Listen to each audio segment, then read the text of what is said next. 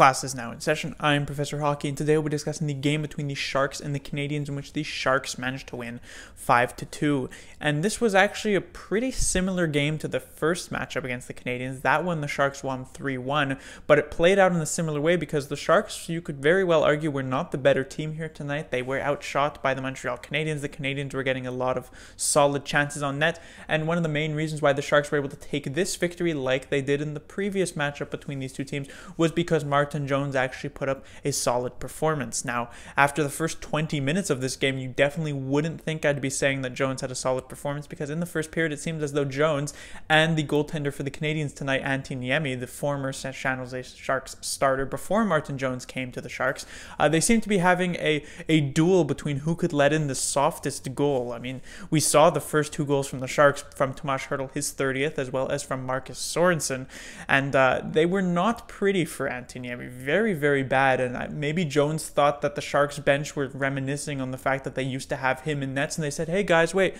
I can also let in a soft goal, and he lets in a terrible one to Arturi Lehkonen. And so this first period, while the Canadiens were actually quite dominant, getting a lot of shots off, there were very few that were actually good chances, besides, I guess, the post hit by Brendan Gallagher. So honestly enough, this period could have very well ended 0-0 if not for these goaltenders making these huge misplays, but I guess it worked in the favor of the San Jose Sharks. And by the way, I would say the softest goal let in that first period was the one to Tomas Hertl, because at least the Sorensen and Lehkonen ones were actual shots on net. Hertl wraps this puck around, and this one is just going to go across the crease and completely wide, but for some reason Antti Niemi's down on the ice with his stick on the ice, which allows this one to deflect off of his stick, so he basically scores against himself. So extremely soft. I think he wins the competition there, and the Sharks with the 2-1 lead after the first period. Second period comes along, and while the Canadiens weren't as dominant possession-wise, they were actually starting to get some good chances, and Martin Jones had to come up big multiple times on some Paul Byron breakaways, some Andrew Shaw opportunities. Andrew Shaw did eventually get one late in the second period off of a couple of bad bounces against the San Jose Sharks. Nyquist lost this one in the neutral zone. Canadiens enter the zone with Max Domi, and then it's just played to the front of the net by Byron. It bounces around a bunch, and it squeaks wide. But that would be it for the Canadiens' goal scoring as we come into the third period. The Sharks, since that Canadiens game on December 2nd, have been so good at protecting leads in the third period. They do so again. They add Timo Meier's 24th. Meanwhile, I didn't mention, but Thornton scored in the second period. Timo Meier's 24th, now goals in 3 straight games as he seems to be heating up, as well as an empty netter coming from Gustav Nyquist, his first point as a San Jose Sharks, his first goal as a San Jose Shark, in total his 17th on the year. Coming into what I would like to talk about, it is Martin Jones. I already mentioned him a bit, but he made some very nice saves, and while the first period, obviously that goal against Lehkonen wasn't great, he was otherwise somewhat solid in that first period. I thought his second period was quite strong. I thought his third period was also very, very good. Made a huge save onto Andrew Shaw in the third period that could have tied that game, as that was before Timo Meier's goal to make it 4-2. And, you know, he really allowed the Sharks to actually get this victory on a night where most of the Sharks players didn't show up. The Sharks' previous game was on Sunday, and so some optimists will look at that and say, well, the Sharks have had so much rest and they should come out strong here on Thursday, and some pessimists will look at it as if the Sharks were going to be a rusty team, and it seems as though the pessimists were right tonight, as they did seem quite rusty, but Martin Jones allowed them to get the 2 points, which were so key with the fact that the Calgary Flames lost tonight, and the fact that the Golden Knights are, you know, maybe somewhat quietly beginning to gain some ground here. Well, not gain some ground, because the Sharks have actually been winning in, you know, right next to the Golden Knights, so they haven't actually come any closer. But if the Sharks falter even slightly, the Golden Knights could end up being rather closely. As we saw, the Sharks were trailing the Flames just, you know, a few weeks ago by, what, 9 points? And that closed quite quickly, so the Sharks have to be careful that they don't allow the same thing to happen to them with the Golden Knights.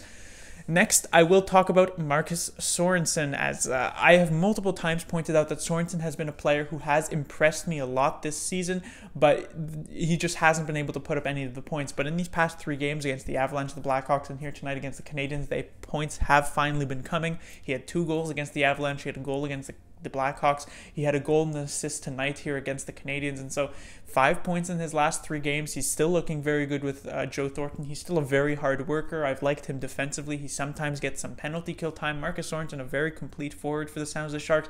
He's never going to be like a 50-point scorer. He's never going to be a top 6 player, but he's definitely one of the Sharks' better, like pure bottom 6 forwards, and the Sharks have him, I believe, at $1.5 million for the next couple years. Very solid contract signed by Doug Wilson earlier this season. Next, I will talk about Jonas Donskoi, not necessarily about his performance this game.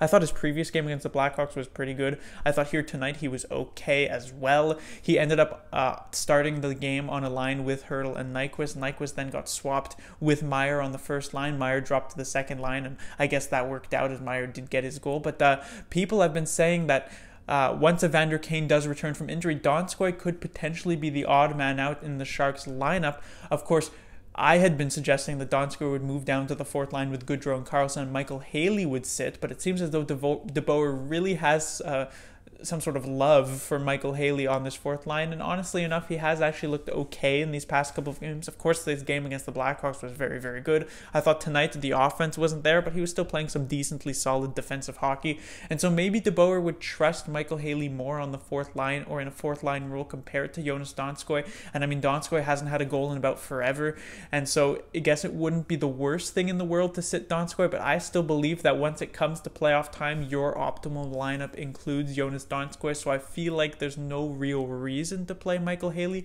but I guess I understand it somewhat, at least for the next couple of games, maybe to sort of teach a lesson to Jonas Donskoi, but I do hope that he does end up being in the actual final lineup for the Sharks, and Michael Haley is that extra 13th forward, just in case the Sharks need some extra grit going into a game. Next, I'll talk about the defensive pairing of Brendan Dillon and Justin Braun. This has been a defensive pairing that seems to be the defensive pairing for the San Jose Sharks. You know, Burns, of course, continues to get a lot of ice time just for the offensive elements he brings. Shemek had a decent amount of ice time, but Heed and actually Vlasic as well have not been depended on as much. I mean, Heed is no surprise, but Vlasic has been getting sub 20 minutes these past couple of games. Against the Blackhawks, he only had about 17. Tonight here, he has about 19, and it's been Dillon and Braun who have really been tasked with shutting down the opposing team's top players. Of course, this was the defensive pairing sent in against Patrick Kane on Sunday.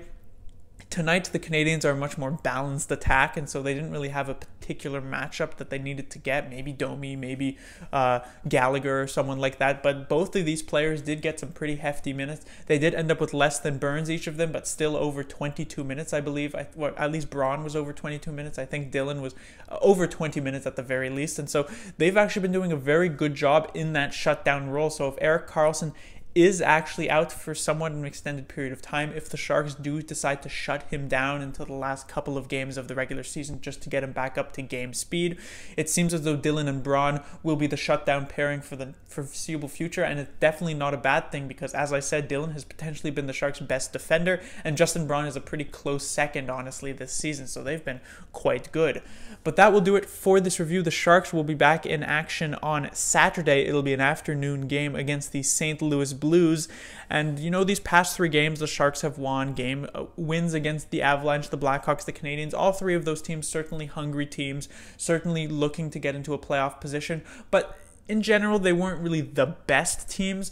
The Sharks now coming up against the St. Louis Blues teams, who have been St. Louis Blues team who has been one of the hottest in the NHL recently.